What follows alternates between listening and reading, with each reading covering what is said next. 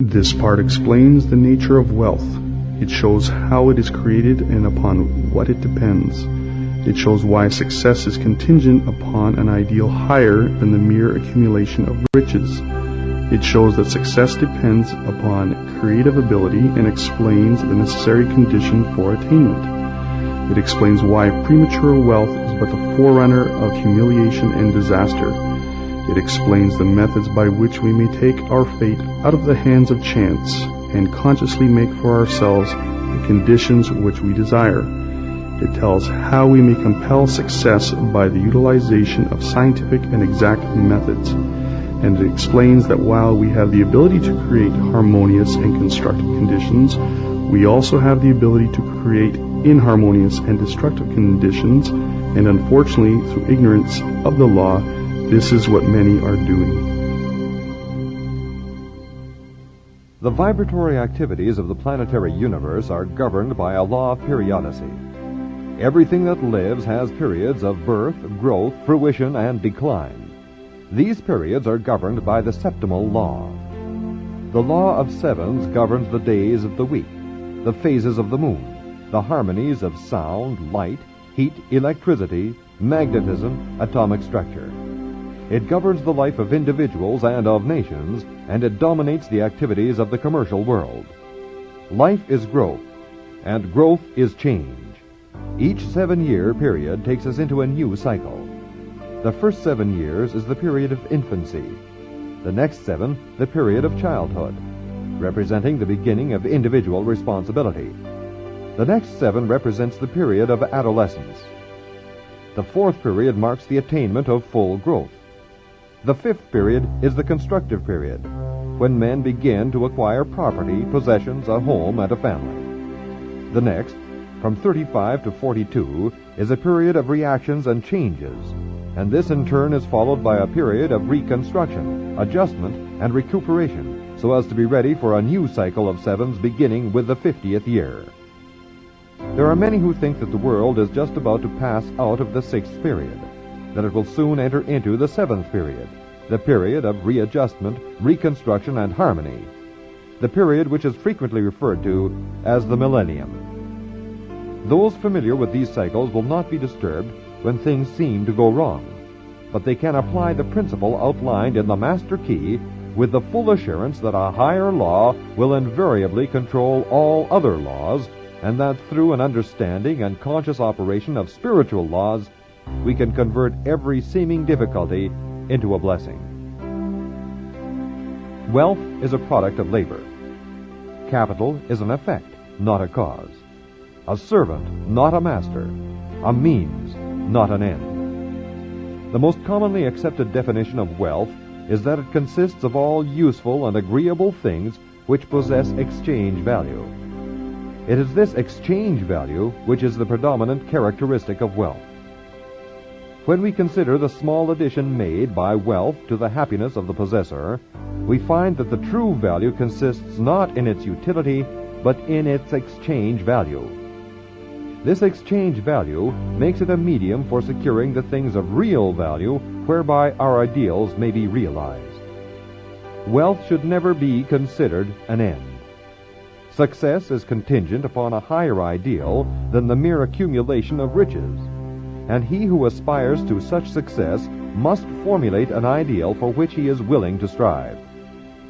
With such an ideal in mind, the ways and means can and will be provided. But the mistake must not be made of substituting the means for the end. There must be a definite, fixed purpose, an ideal. Prentice Mulford said, "The man of success is the man possessed of the greatest spiritual understanding, and every great fortune comes of superior and truly spiritual power." Unfortunately, there are those who fail to recognize this power. They forget that Andrew Carnegie's mother had to help support the family when they went to America, that Harriman's father was a poor clergyman with a salary of only £40 a year, that Sir Thomas Lipton started with only 1 shilling.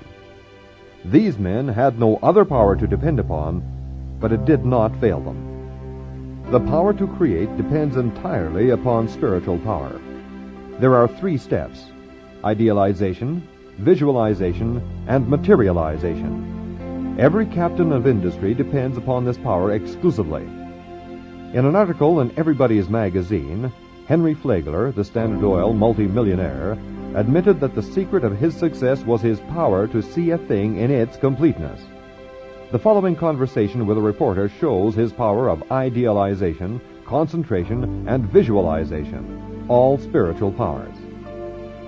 Did you actually picture to yourself the whole thing? I mean, did you or could you really close your eyes and see the tracks, and the trains running, and hear the whistles blowing? Did you go as far as that? Yes. How clearly? Very clearly. Here we have a vision of the law. We see cause and effect. We see that thought necessarily precedes and determines action. If we are wise, we shall come into a realization of the tremendous fact that no arbitrary condition can exist for a moment, and that human experience is the result of an orderly and harmonious sequence. The successful businessman is more often than not an idealist, and is ever striving for higher and higher standards. The subtle forces of thought, as they crystallize in our daily moods, are what constitute life. Thought is the plastic material with which we build images of our growing conception of life. Use determines its existence. As in all other things, our ability to recognize it and use it properly is the necessary condition for attainment. Premature wealth is but the forerunner of humiliation and disaster, because we cannot permanently retain anything which we do not merit or which we have not earned. The conditions with which we meet in the world without correspond to the conditions which we will find in the world within. This is brought about by the law of attraction. How then shall we determine what is to enter into the world within? Whatever enters the mind through the senses or the objective mind will impress the mind and result in a mental image which will become a pattern for the creative energies. These energies are largely the result of environment, chance, past thinking, and other forms of negative thought, and must be subjected to careful analysis before being entertained. On the other hand, we can form our own mental images through our own interior processes of thought, regardless of the thoughts of others, regardless of exterior conditions, regardless of environment of every kind, and it is by the exercise of this power that we can control our own destiny, body, mind, and soul. It is by the exercise of this power that we take our fate out of the hands of chance and consciously make for ourselves the experiences which we desire, because when we consciously realize a condition, that condition will eventually manifest in our lives. It is therefore evident that in the last analysis, thinking is the one great cause in life. Therefore, to control thought is to control circumstances, conditions, environment, and destiny. How then are we to control thought? What is the process? To think is to create a thought, but the result of the thought will depend upon its form, its quality, and its vitality. The form will depend upon the mental image from which it emanates. This will depend upon the depth of the impression, the predominance of the idea, the clarity of the vision, the boldness of the image. The quality depends upon its substance, and this depends upon the material of which the mind is composed. If this material has been woven from thoughts of vigor, strength, courage, determination, the thought will possess these qualities. And finally, the vitality depends upon the feeling with which the thought is impregnated. If the thought is constructive, it will possess vitality, it will have life, it will grow, develop, expand, it will be creative. It will attract to itself everything necessary for its complete development. If the thought is destructive, it will have within itself the germ of its own dissolution. It will die, but in the process of dying it will bring sickness, disease, and every other form of discord. This we call evil, and when we bring it upon ourselves, some of us are disposed to attribute our difficulties to a supreme being. But this supreme being is simply mind in equilibrium. It is neither good nor bad, it simply is. Our ability to differentiate it into form is our ability to manifest good or evil. Good and evil, therefore, are not entities, they are simply words which we use to indicate the result of our actions. and these actions are, in turn, predetermined by the character of our thought. If our thought is constructive and harmonious, we manifest good. If it is destructive and discordant, we manifest evil. If you desire to visualize a different environment, the process is simply to hold the ideal in mind until your vision has been made real. Give no thought to persons, places, or things. These have no place in the absolute. The environment you desire will contain everything necessary. The right persons and the right things will come at the right time and in the right place. It is sometimes not plain how character, ability, attainment, achievement, environment, and destiny can be controlled through the power of visualization. But this is an exact scientific fact.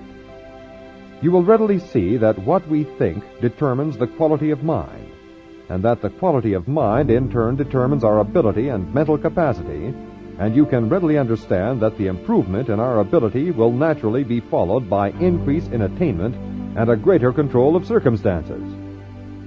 It will thus be seen that natural law works in a perfectly natural and harmonious manner. Everything seems to just happen. If you want any evidence of this fact, simply compare results of your efforts in your own life, when your actions were prompted by high ideals, and when you had selfish or ulterior motives in mind. You will need no further evidence. If you wish to bring about the realization of any desire, form a mental picture of success in your mind by consciously visualizing your desire. In this way, you will be compelling success. You will be externalizing it in your life by scientific methods. We can see only what already exists in the objective world, but what we visualize already exists in the spiritual world. And this visualization is a substantial token of what will one day appear in the objective world if we are faithful to our ideal. The reason for this is not difficult. Visualization is a form of imagination. This process of thinking forms impressions on the mind, and these impressions in turn form concepts and ideals, and they in turn are the plans from which the master architect will weave the future. The psychologists have come to the conclusion that there is but one sense, the sense of feeling, and that all other senses are but modifications of this one sense. This being true, we know why feeling is the very fountainhead of power, why the emotions so easily overcome the intellect, and why we must put feeling into our thought if we wish results. Thought and feeling are the irresistible combination. Visualization must, of course, be directed by the will. We are to visualize exactly what we want. We must be careful not to let the imagination run riot. Imagination is a good servant, but a poor master. And unless it is controlled, it may easily lead us into all kinds of speculations and conclusions which have no basis or foundation of fact whatever. Every kind of plausible opinion is liable to be accepted without any analytical examination, and the inevitable result is mental chaos. We must therefore construct only such mental images as are known to be scientifically true. Subject every idea to a searching analysis and accept nothing which is not scientifically exact. When you do this, you will attempt nothing but what you know you can carry out, and success will crown your efforts. This is what businessmen call far-sightedness. It is much the same as insight, and is one of the great secrets of success in all important undertakings. For your next exercise, try to bring yourself to a realization of the important fact that harmony and happiness are states of consciousness and do not depend upon the possession of things. That things are effects and come as a consequence of correct mental states. So that if we desire material possession of any kind, our chief concern should be to acquire the mental attitude which will bring about the result desired. This mental attitude is brought about by a realization of our spiritual nature and our unity with the universal mind, which is the substance of all things. This realization will bring about everything which is necessary for our complete enjoyment. This is scientific or correct thinking. When we succeed in bringing about this mental attitude, it is comparatively easy to realize our desire as an already accomplished fact. When we can do this, we shall have found the truth, which makes us free from every lack or limitation of any kind. H.W. Beecher contributes these words: "A man might frame and let loose a star, to roll in its orbit, and yet not have done so memorable a thing before God as he who lets a golden-orbed thought to roll through the generations of time."